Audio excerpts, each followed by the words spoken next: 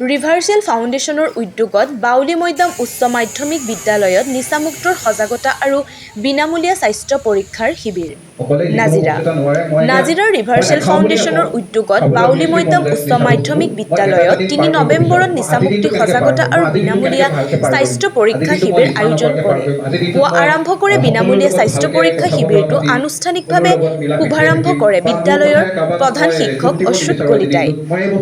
দুপৰীয়া ভাগত স্থানীয় ৰাইজ, অভিভাৱক, শিক্ষক শিক্ষয়িত্ৰী, ছাত্ৰ ছাত্ৰীসকলৰ উপস্থিত আয়োজন কৰা সজাগতা সভাখনি বন্তি প্ৰজ্বলনেৰে শুভাৰম্ভ কৰে বিদ্যালয়ৰ পৰিচালনা সমিতি আৰু উন্নয়ন সমিতিৰ উপসভাপতি সুশীলা চুটিয়াই।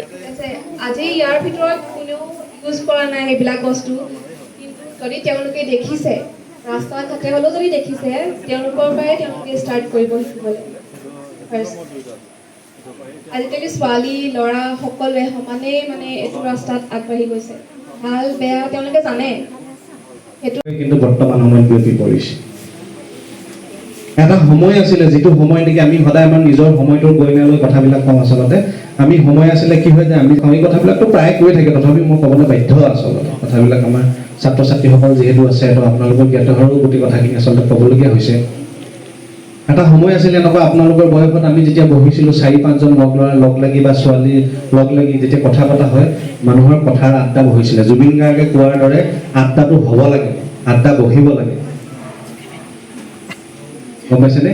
সেই আড্ডাৰ মাজত আচলতে আমি বহুত সৃষ্টিশীলতা বিচাৰি পাইছিলোঁ, কাৰোবাৰ প্ৰতিভাক আমি চিনাক্ত কৰিব পাৰিছিলোঁ, কোনোবাই ভাল গান গাই ভাল পাইছিলে ইত্যাদি কৰি বিভিন্ন ধৰণৰ আচলতে যে কিছুমান কথা আলোচনাৰ পৰা আগতে আঁতৰি থকা হৈছিলে, কিন্তু বৰ্তমান সময়ত সেই কথাবিলাক ক'ৰবাত আলোচনা কৰিবলৈ লোৱা হৈছে। শুনিবা, কাৰণ আমি জীৱনৰ ২/৩ অংশ পাৰে হৈছোঁ। এতিয়া তোমালোকে নতুন ধৰা-ধৰিত এনেকৈ ধৰি দিবা, এনেকৈ কি কৰিলে তোমালোক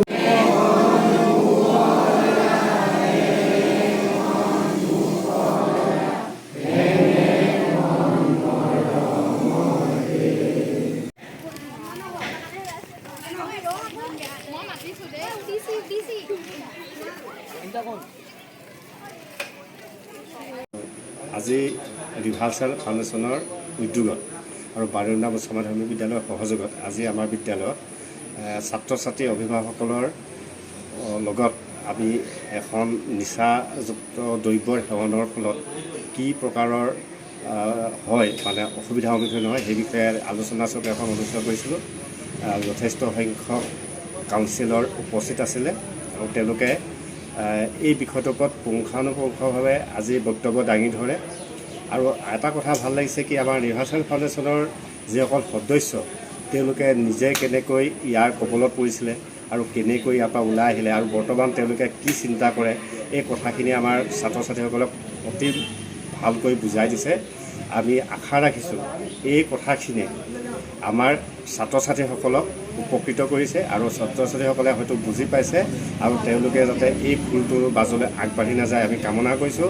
আৰু আমাৰো সেইটোৱেই আমি ভাবিছিলোঁ যে আমি কেনেকৈ আমাৰ এই অঞ্চলটোৰ ছাত্ৰ ছাত্ৰীসকলক নিচাযুক্ত দ্ৰব্য সেৱনৰ পৰা আমি বিৰত ৰাখিম।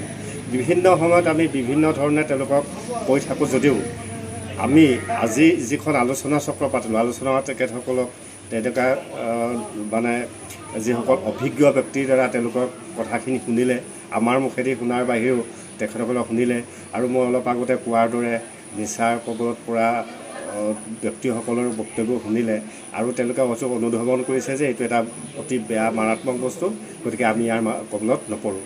আৰু এই ক্ষেত্ৰত ছাত্ৰজনৰ যিটো মানসিক অৱস্থাটোৰ স্থিতিটো যাতে শুদ্ধি হৈ থাকে তেতিয়া হয়তো তেনেকুৱা বিভিন্ন ধৰণৰ কবলৰ পৰা হয়তো তেওঁলোক ওলাই আহিব পাৰিব।